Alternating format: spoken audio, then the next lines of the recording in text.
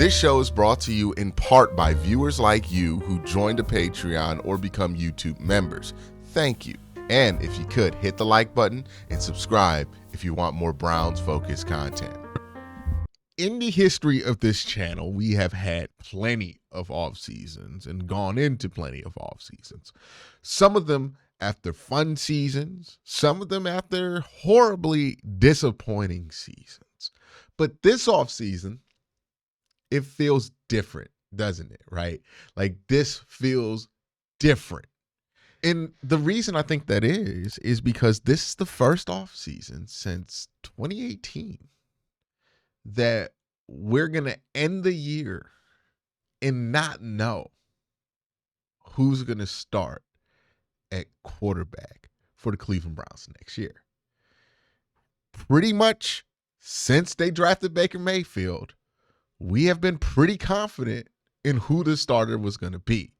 At least by the start of the draft, we were pretty confident in who the starter was going to be, right? They drafted Baker Mayfield #1 overall in 2018. We knew he would eventually play, and then he was going to be the starter in 2019 after he played well in 2018. And in 2019, he struggled a bit, but it was only his second year. Then you get to 2020, had his best season as a Cleveland Brown. Definitely was going to be the starter in 2021. No question, no debate about that. Had a bad year in 2021. You get into 2022. By the time March ends, you have Deshaun Watson on the roster, and you know he's going to be the starter, or at least the main guy, the QB1 of the team for at least a little time going forward. Then you go 2023. 2024. And then now we're here today where Watson has played so poorly in 2024, on top of having 2 back-to-back season-ending injuries, that it is no longer a guarantee that he's going to start at quarterback, which means for the first time since 2018, we have no clue who the starter is. The Browns are like somebody who is leaving a very complicated long-term relationship.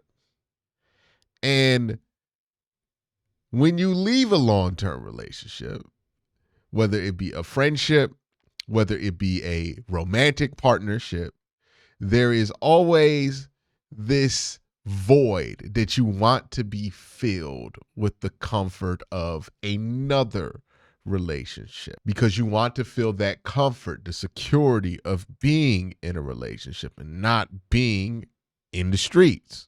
The Browns feel the same thing right now. They are worried about being in the streets, right, when it comes to having to get a quarterback. They are worried about not having a quarterback. But sometimes you need to be alone for a little while to be in the right place to actually be successful at your next relationship. This is the crossroads that the Browns are at right now. And this is the urge that the Browns and Browns fans are going to have to come to grips with this offseason. Hell, you could even say that this offseason, the Browns feel like somebody who's in the middle of a divorce. And I don't know about y'all. I've never been through a divorce. So if you've been through a divorce, you let me know. You would know more than me. But it feels like when you in the middle of a divorce, probably ain't the best time to find your next spouse. You know what I mean? Like it just doesn't seem like that's the best time. And again, the Browns are in the middle of what is a very sloppy divorce with Deshaun Watson. And it's one of them nasty divorces too. Like one of the ones where y'all still kind of live together still. It's kind of like trying to find love when you still live with your baby mama. Like it's just not going to work out the way you think it is. The Browns drafting a quarterback this year would be essentially that same thing. Like if you really want to think about it in that context, for those of y'all who don't know. But it would basically be like, hey, yo, Shador, you know, we about to make you right, but also beat my last baby mama, Deshaun Watson. Like that is what you are asking if you draft a quarterback in the first round. It's such a bad situation, man. Like even regardless of how you feel about these prospects, just we ain't in that position right now, man. But yeah, as silly as it sounds, as ridiculous as it is, in both of these analogies, that still happens, right? There are still people out here who try to find love while living in the same house as the person they divorced with or with their baby mama, right? I done seen it happen a couple of times. And like, I'm not judging anybody for doing that, right? I understand why it happens. It's the same exact reason why we want to draft the quarterback right now, because when you lose hope of having that connection, of having that relationship, of having a franchise quarterback, you want to fill that void with more hope, and you're not going to be picky about who fills that void for that hope. So you just want it filled. And sometimes that void should just be left empty because it ain't the time for it to be filled. And that's where the Browns are at. This just ain't the time to be doing that. We have to be focused on fixing our shit in the Cleveland Browns. There are times in your life where you are in a position to find love. You got your job situation right. You got your living situation right. You're not burdened by other things that you may have been burdened by, maybe even emotionally. You've cleared through some hurdles that you've been needing to clear through. So when Mr. or Mrs. Right walks through the door, you are ready to make the commitment without any of the burden, or not any, but without being held back by any of the baggage that you might have carried if you rushed into something earlier. The Browns need that same time. 2025 should be the Browns' gap year, should be the Browns' year to figure out all the other problems on the roster other than quarterback. And the reason that is because there's just not a great long-term solution at quarterback available this offseason. When you need a quarterback, or when you need a specific position, there is this tendency to try to will the free agent class into being what you need it to be, or try to will the draft class into being what you need it to be. But that's not how any of that works. You have to meet the draft and free agency where they are. You have to accept that they have answers in certain positions and not a lot of answers in other positions. And that just is what it is. You cannot manufacture a solution out of thin air in free agency or the draft. You got to take what's there. And what is not there in free agency or the draft is a Jaden Daniels level prospect, or a Caleb Williams level prospect, or a Drake May level prospect. It's simply not there. There's not a prospect in free agency that's equivalent to that. There's not a prospect in the draft that's equivalent to that. There is not a single thing about quarterback that on the surface it makes sense to commit 2-3 years to in 2025. If you want to take a quarterback late second round, late third round, early third round, day 4, I got no problem with that. That's not a commitment. But if you want to take a quarterback in the first round or in the early second, well, then we got issues, because that's just not a great solution. I think what we are trying to draft isn't even the player that we're selecting that plays the quarterback position. We are simply wanting the Browns to draft hope. That's it.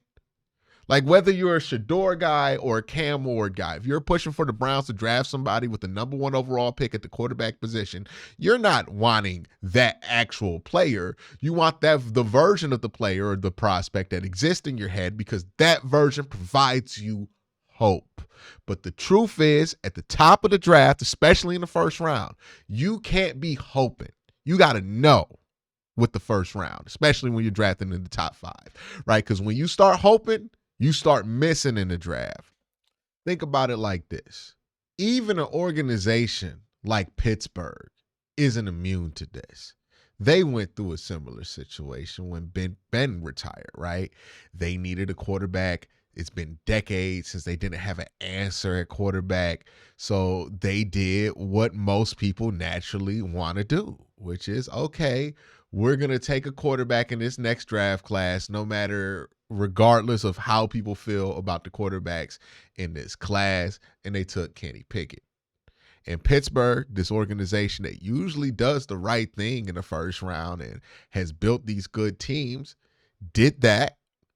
And it ended as predictably as everybody thought it would with Kenny Pickett. And the reason I bring this up is because Pittsburgh was hoping with Kenny Pickett. They hoped he would become a franchise quarterback. They hoped he would do this for them or that for them. But ultimately, what they drafted was somebody that they were going to cut in a year or two, who didn't even last as long in Pittsburgh, is like Mason Rudolph. Hope is a dangerous drug, and it has no business in the first round of the NFL draft.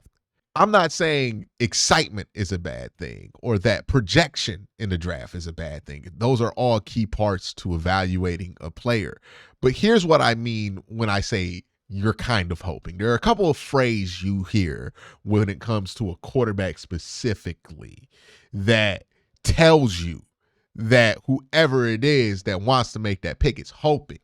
He could be good. He could be insert quarterback's name that you're not sure could be a Super Bowl champion like Kirk Cousins or etc. Geno Smith. We all know the names. When you start to compromise on your hopes of a prospect just to justify the selection of that prospect's position, that's when you know that something is up.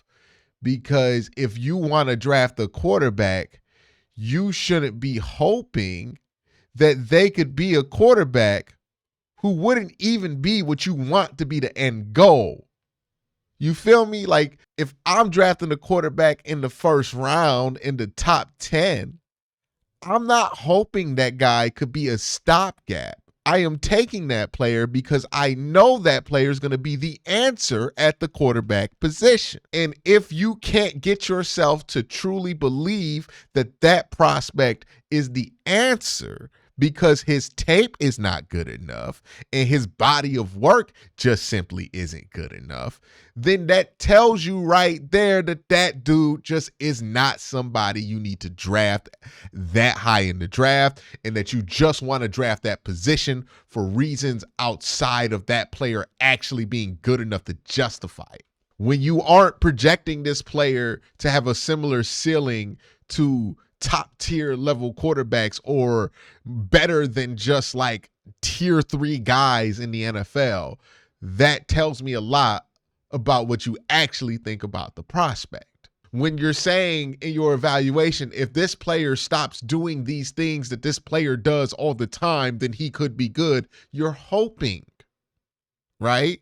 That's the situation. I remember this came up with Jameis Winston, where I got yelled at by some folks for telling them, hey, I think we're hoping for some really hopeful shit with Jameis. That's just not very realistic, because a lot of people were saying, well, if Jameis just cuts down these interceptions, if Jameis just plays smart, if we could just keep the, and I'm like, at that point, we're hoping.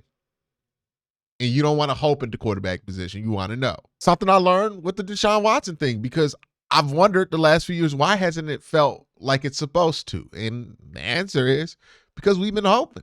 We've been hoping Deshaun Watson would be 2020 Deshaun Watson. But again, hope has no place in your quarterback room. I would never advocate somebody go into a relationship with another human being, hoping that that human being fundamentally changes who they are and what they are and how they look to be with somebody. That would be fundamentally the makings of a horrible relationship.